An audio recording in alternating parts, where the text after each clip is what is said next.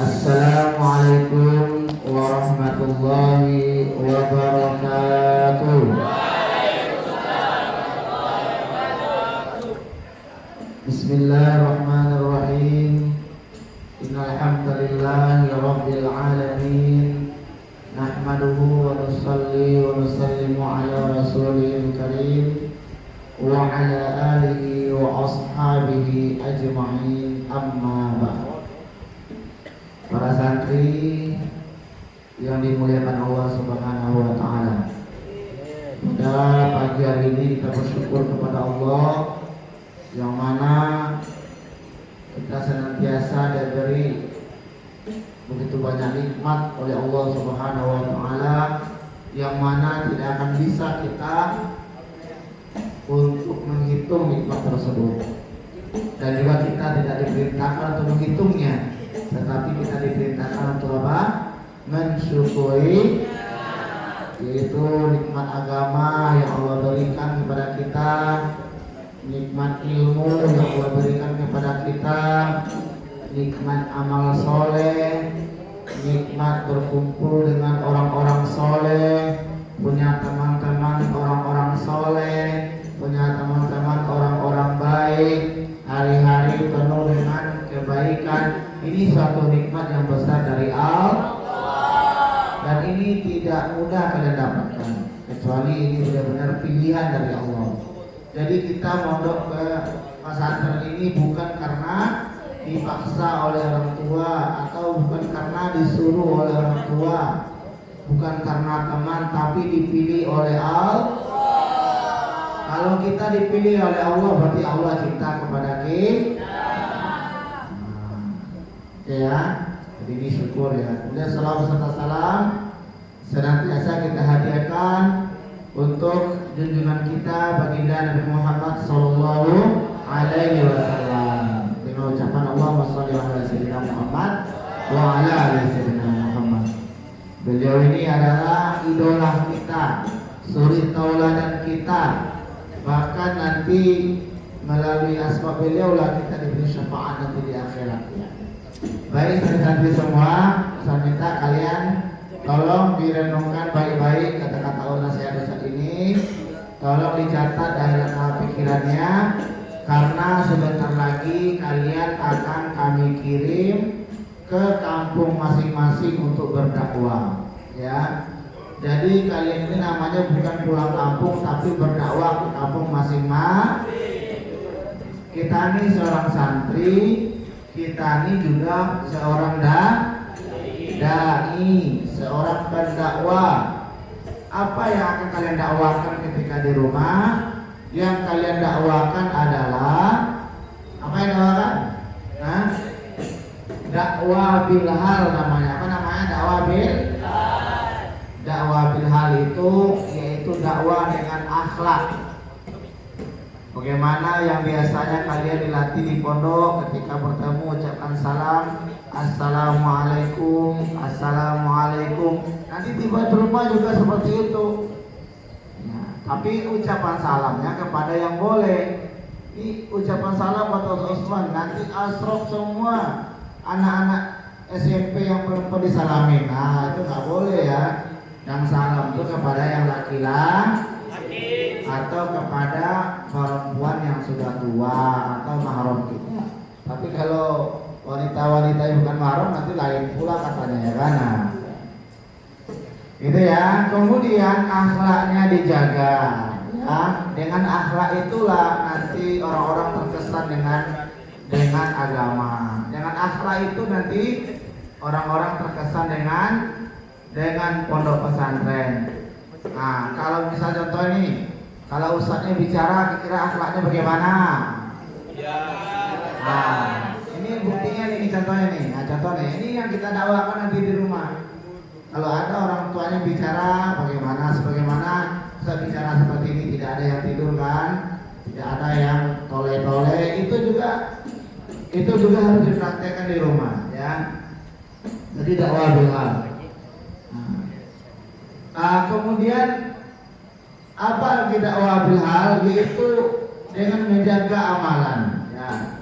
Kalau kalian jaga amalan kalian, Biasanya misalnya teman-teman kalian jarang sholat ke masjid, tapi karena kalian sudah terbiasa sholat berjamaah di masjid ketika sebelum azan subuh atau ketika asar itu lagi main-main enak-enaknya membulu tangkis ya kan, atau lagi main futsal. 10 menit lagi mau azan, saya izin dulu ya, mau sholat, ayo kita sholat dulu lah, nanti habis sholat kita sambung lagi. Akhirnya oh ya, kami udah biasa sholat berjamaah di masjid karena berjamaah itu pahalanya 27 derajat. Gitu kan, akhirnya teman-temannya ikut sholat semua berjamaah. Itu juga dakwah. Paham semuanya? Misalnya kalian udah biasa sholat tahajud, sudah biasa sholat witir, sholat duha. Nanti di rumah, ketika waktu tahajud jam-jam setengah 4 kalian bangun, bangunin adiknya, dek, bang, kita sholat tahajud ya. Tahajud apa? Tahajud bukan. Sholat tahajud itu sholat sunnah. Itu dibangunin. Nanti tahajud nanti. Jadi gitu ya. Kemudian misalnya jam-jam 8, ini waktu sholat duha biasa di pondok ini. Nanti lagi sama keluarga, sama adik kakaknya. Abang izin dulu mau sholat duha. Sholat duha itu apa bang? Sholat duha itu sholat sunnah, yang mana kalau kita 2 rakaat laksanakan maka kita, kata Nabi, mensyukuri 360 sendi. Kalau kita laksanakan 4 rakaat lebih, Allah mudahkan rezeki kita. Kalau kita ingin udah rezeki sholat duha, akhirnya satu keluarga sholat duha. Kemudian ketika teman-teman kalian sibuk main HP, sibuk main game online, tiba-tiba kalian pegang Quran, baca 1 juz 1 hari. Kamu kenapa kau pegang Quran? Ini adalah kami mengulang pelajaran, mengulang hafalan, takut hilang. Kalau itu saya baca Quran juga lah. Main HP boleh, bilang sama mereka, tapi jangan sampai lupa baca Al-Quran. Akhirnya namanya baca Al-Quran itu namanya dakwah. Siap semuanya? Apalagi kalian ini hari-hari dilatih dakwah di pondok, bahkan ada yang iktikaf kayak As-Sa'ada ya kan, Masjid An-Nikmah bawah, Masjid An-Nur, ada rute menengah, ada rute jauh ya kan. Kalian praktekkan di rumah. Jangan di pondok aja dakwah, tapi di rumah itu lahan dakwah kita ya. Kalau sama orang tua bagaimana dakwahnya?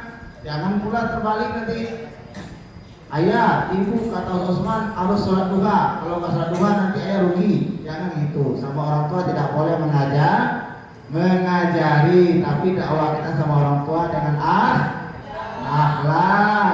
Misalnya jam 3:30 kalian sudah bangun sholat tahajud, kalian masak air panas, bikinkan kopi untuk ayahnya atau teh untuk ayahnya, siapkan di meja. Nanti ayahnya bangun mau subuh, bersiul kopi kopi gayo Aceh.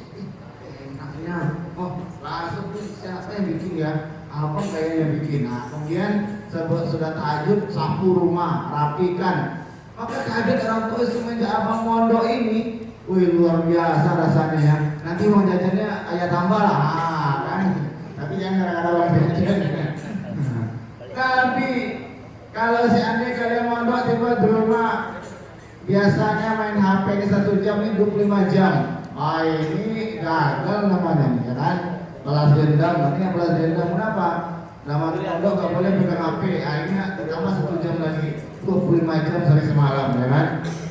Jangan seperti itu ya, paham semuanya?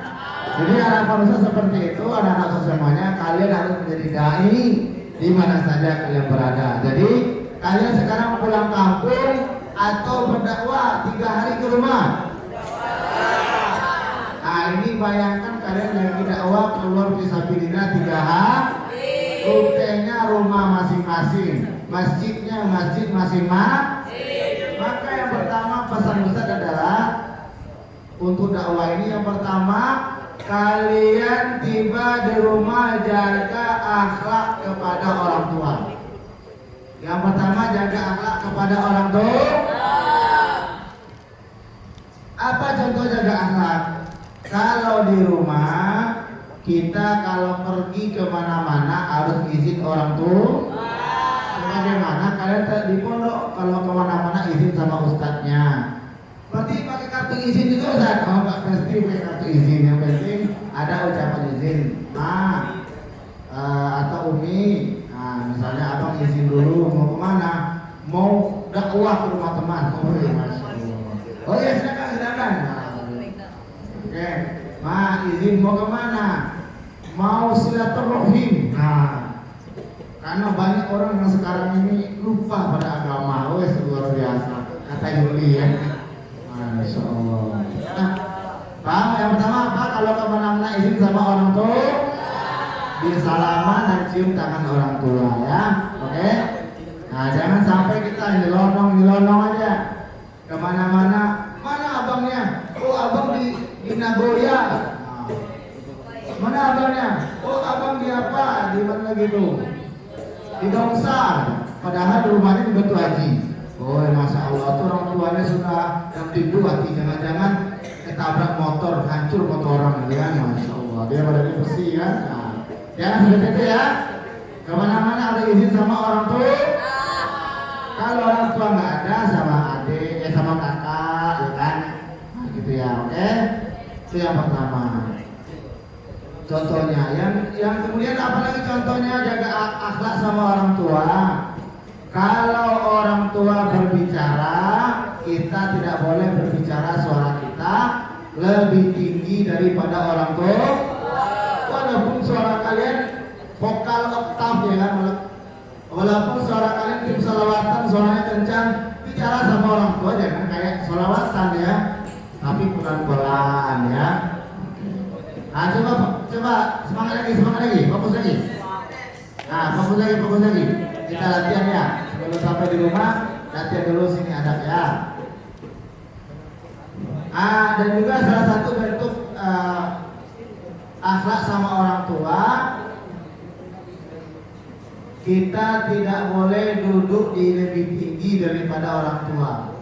Misal ibu kalian lagi main-main sama adik kalian di bawah di lantai, kalian jangan duduk di kursi, paham ya? Kalau orang tua kalian lagi main-main, jangan duduk di kursi, tapi kita harus di bawah orang tua ya. Nah ini orang tuanya di bawah di kursi, kaki angkat tuh, Masya Allah. Nah ini tidak bagus ya. Kemudian yang kedua apa? Pesan-pesan juga masih banyak contoh kita akhlak sama orang tua, kalian kan sudah diajarin kan. Kemudian yang kedua, bantu orang tua di rumah. Itu salah satu bentuk akhlak juga sebenarnya. Misalnya orang tua kalian kerjanya sebagai jualan contohnya, nasi padang, rendang padang, apa dendeng batoko. Maka dibantu misalnya ngambilin nasi, ngidangin, ngambil cuci tangan, dan gitu ya. Lihat kan sama orang tua kalian bahwasanya kalian ini adalah anak yang baik. Misalnya orang tua kalian kerjanya misalnya apa lagi ya? Menjahit gitu. Menjahit, nah mungkin tolong ambilin gunting, tapi jangan digunting semua baju ini nanti habis semua. Ya kan? Apa yang bisa dilakukan? Atau kalau orang tua kalian PNS gimana? Digantikan ngajar ya, nggak bisa kalian. Mungkin disiapkan baju-baju beliau mau berangkat, gitu ya. Pokoknya bagaimana cara membantu orang tua? Kemudian juga bantu ibu. Bisa sampaikan kepada kalian nih. Halo. Saya sampaikan sama kalian. Tiba di rumah yang biasanya yang cuci piring orang tua kalian, ibu kalian, Ustaz berharap setelah kalian pulang yang cuci piring kalian semuanya siap? Kalian kan udah biasa cuci sendiri kan di pondok kan, cuci piring sendiri kan. Belajar praktekkan di rumah. Kalau cuci piring cuci sendiri. Kemudian kalau bisa baju orang tua atau pakaian orang tua adik-adik kita yang nyuci. Apalagi sekarang ada mesin cuci, tinggal masuk, putar, selesai, bilas, jemur. Setrika ya. Dan ini saya sampaikan sama kalian, ini larangan keras. Jangan sampai kalian tiba di rumah baju kalian yang nyuci orang tua, tidak bohong. Ini larangan keras bagi santri kalau pulang ke rumah. Kalau Ustaz dulu pulang dari Pondok Pesantren Tomboro, tiba di rumah, apa yang saya sampaikan ini saya praktekkan semua. Ya, baju semua cuci. Saat rumah sapu bersih. Kemudian piring-piring cuci, kopi saya buatkan. Akhirnya kaget orang tua, akhirnya senang orang tua. Awal-awalnya orang tua saya dulu ya meragukan Ustaz mondok, tapi setelah saya praktekkan, senang orang tua, akhirnya didukung 100% ya. Gitu ya. Siap semuanya? Ya. Kemudian banyak hal lagi yang bisa kalian bantu sama orang tua. Ustaz ingin nanti mendapatkan laporan dari orang tua, kata-kata syukur dari orang tua kalian. Alhamdulillah, semenjak mana anak Medan? Anak Medan. Ini yang kecil semua. Rehan. Ilham. Kata bapaknya, semenjak Ilham di mondok, Masya Allah, jauh kali perubahannya. Soleh, Masya Allah. Itu ya. Jangan sebaliknya. Semenjak mondok, makanan habis sama dia semuanya. Katanya belah dendam. Jangan begitu ya.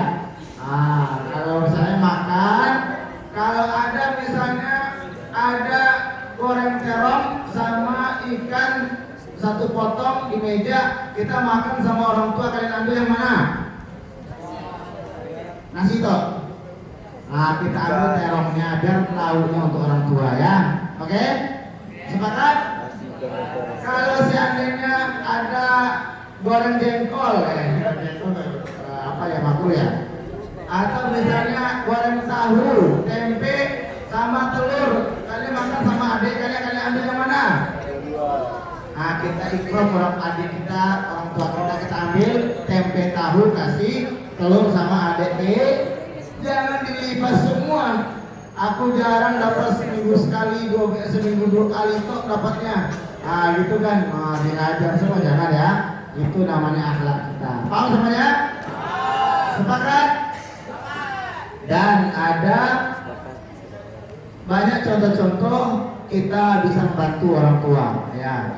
Kemudian yang selanjutnya saya sarankan sama kalian, selama kalian di rumah, tolong dijaga amalan yang telah istiqomah di pondok pesantren, tolong dijaga. Ustaz tidak ingin ada satu amalan pun yang berkurang bagi kalian ketika di rumah. Ini Ustaz pesan juga sama orang tua kalian nanti. Sekarang kerjasama. Sekarang orang tua kalian lagi yang kontrol sama 3 hari.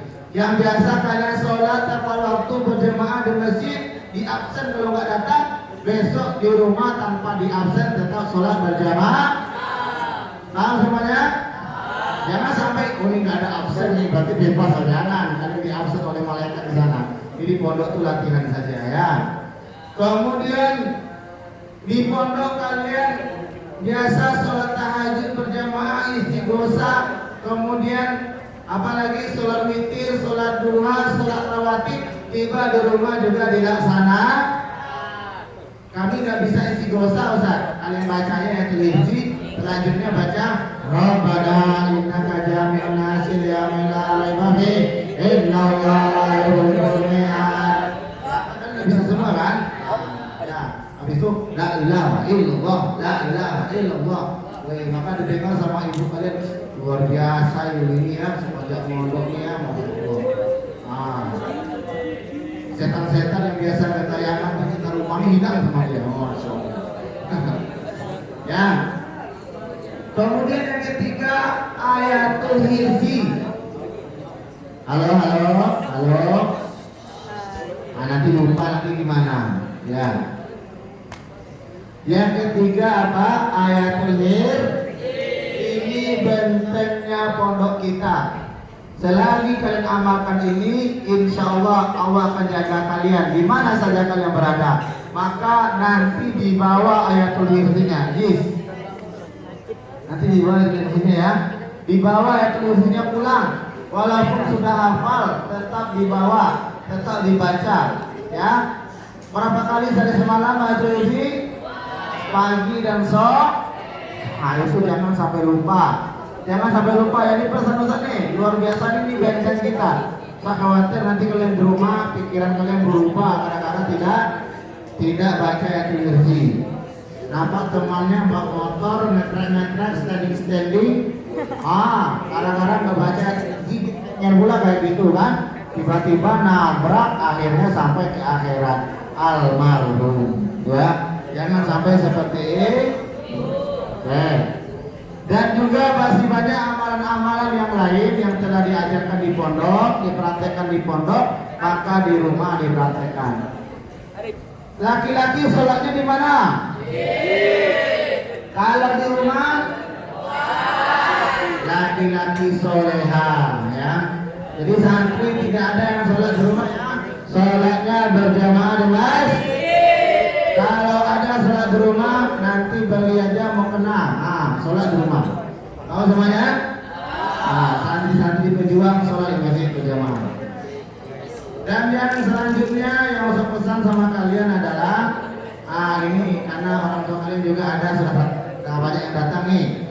Usah sampaikan nanti sama orang tua di rumah cerita yang baik-baik ya, yang baik-baik. Bagaimana di pondok itu fadilahnya, bagaimana nanti keutamaannya, man kharaja fi talabil ilmi fa fi sabilillah tayarji'ah. Nah, anak Medan. Cerita nih. Nah, barang siapa yang keluar dari rumahnya untuk menuntut ilmu agama, maka dihitung fisabilillah. Maka saat fisabilillah itu dilipat gandakan pahalanya minimal 700 kali. Berarti satu kali kalian satu juz baca Quran di pondok sama dengan 700 juz di rumah. Masih banyak pahala-pahala yang lain diceritakan. Bagaimana suasana kebaikan, bagaimana belajar kebaikan, ceritakan yang baik-baik sama orang tua kita ya. Kalau ada misalnya hal-hal yang mungkin kalian tersenggol sama temannya, mungkin saling main-main terjatuh, itu nggak usah diceritakan. Itu adalah ujian untuk karena nggak semua orang tua kalian paham yang sistem pondok. Nanti gara-gara itu akhirnya kalian nggak boleh mondok lagi. Kalian mondok tersenggol sama temannya ya, ikut sama gue aja lah. Akhirnya kalian jadi preman pasar ya. Mau nggak jadi preman pasar? Nah, preman pasar tukang palak. Mau lapak 5.000. Nah, jadi itu. Gua keamanan 5.000. Nah, padahal yang tidak aman itu gara-gara dia ya kan. Nah, Masya Allah. Kalau semuanya ya, ceritakan yang baik-baik sama teman-temannya. Karena kalian di pondok ini mau dilatih jadi ulama. Ulama itu orang paling mulia sekarang ini. Karena pewaris para nabi. Maka orang mulia itu tantangannya banyak. Maka apapun yang kalian rasakan di pondok itu ujian kalian untuk menjadi orang mulia. Sedangkan naik kelas saja ada ujiannya, apalagi jadi ulama ya. Kemudian yang terakhir saya sampaikan sama kalian, yaitu kita sudah launching pendaftaran santri baru tahun yang akan datang, yaitu hari Rabu tanggal 4 kemarin ya, 4 Oktober 2023. Maka Ustaz pesan sama kalian, kalau ada teman-teman kalian atau adik-adik kalian, tolong ceritakan keutamaan pondok agar mereka juga bisa ngapal Quran kayak kalian ya kan, agar bisa baca kitab kuning kayak kalian, agar bisa dapat suasana agama. Maka yang mau berniat memondok teman-temannya nanti diarahkan ke pondok pesantren Ania, agar bisa bareng-bareng belajar di sini. Tahun ini target kita 313 minimal ya. Kalau bisa 600 sehingga santri Anima kembali 1000 lagi. Dulu sebelum corona santri Anima 1000. Tapi datang corona mundur satu. Ini corona sudah pulang ke kampung halamannya. Sekarang kita bangkit lagi insyaallah. Oke. Itu pesan-pesan ya. Dan yang paling terakhir ya.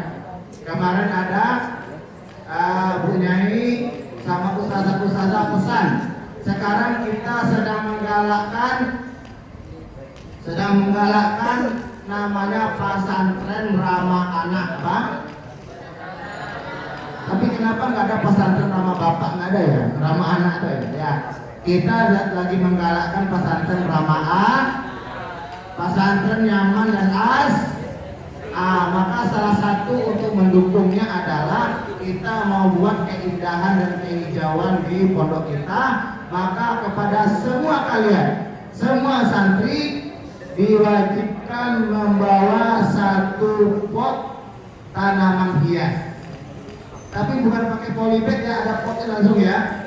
Kalian hadiahkan untuk pondok, untuk kita taruh di depan asrama, kita taruh di depan kantor, kita taruh di depan kelas agar nanti indah. Target kita tidak ada satu sampah walaupun setengah ya. Satu pun nggak boleh, setengah pun nggak boleh. Target kita. Semasa salah. Bilang sama orang tua kalian nanti, Bu, Pak, saya minta bunganya satu ya. Untuk saya hadiahkan untuk pondok agar pondok kami indah. Nggak apa-apa lah, lobby orang tuanya. Pak, Bu, saya itu kangen terus sama rumah agar terobati rindu saya bawa pot satu ya, agar nanti saya rindu saya lihat pot inilah rindu saya. Gitu ya. Ini tujuannya untuk kita bersama. Jadi tolong sampaikan sama orang tua, nanti ada pesan dari Ibu Nyai, dari para ustazah, kami disuruh bawa tanaman hias satu pot. Gak usah pula yang besar-besar 3 meter nanti Pak ya, belum bawanya. Yang biasa aja. Nanti kita rawat di sini lama-lama dia besar juga ya. Jadi barangkali itu saja. Oh ya, lupa satu lagi, yaitu kalau kalian beli keperluan pondok, kita sudah disediakan di Toserba Ania. Toserba Ania itu dibuat untuk kalian. Jadi keuntungannya juga nanti untuk kemaslahatan kalian, untuk operasional, untuk melengkapi kekurangan yang ada di pondok ya. Maka waktu itu disarankan kalau mau beli pasta gigi, mau beli Pepsodent, sabun mandi, uang jajan, nggak usah beli di luar, kita sudah ada di sini. Jajan sambil berderma ya. Keuntungannya juga untuk kalian. Maka kita harus bekerja sama antara para guru, kalian dengan orang tua. Mari kita besarkan ekonomi Pondok Anima sehingga nanti banyak santri-santri yang kurang mampu bisa belajar di sini dengan subsidi silang. Oke? Paham semuanya? Ya, setelah ini kalian ikuti IST, Abang IST apa programnya. Setelah ini ada pertemuan ayah ibu kalian dengan Pak Kiai untuk sosialisasi. Mungkin nanti setelah IST apa program berikutnya? Langsung ke kamar atau gimana?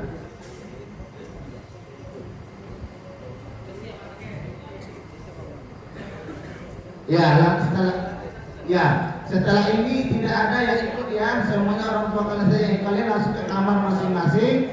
Tidak ada yang berkeliaran di kamarnya sama ustaz-ustaznya.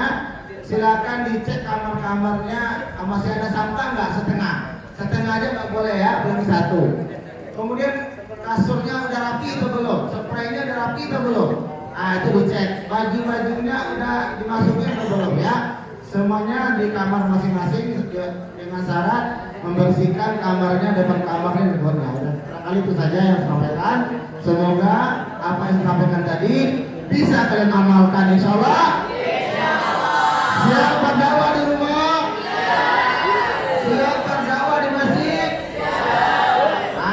Nanti datang tepat waktu ke sini. Kalau bisa bawa hadiah walaupun kecil untuk pusat kamarnya ya, yang telah bina kalian hari-hari ya. Bawa mungkin satu potong roti, ini tanda kalian cinta sama guru kalian ya. Jangan yang dibawa malah caci maki yang dibawa ya, tapi yang dibawa adalah hadiah. Lebih kurang minta maaf. Assalamualaikum warahmatullahi wabarakatuh.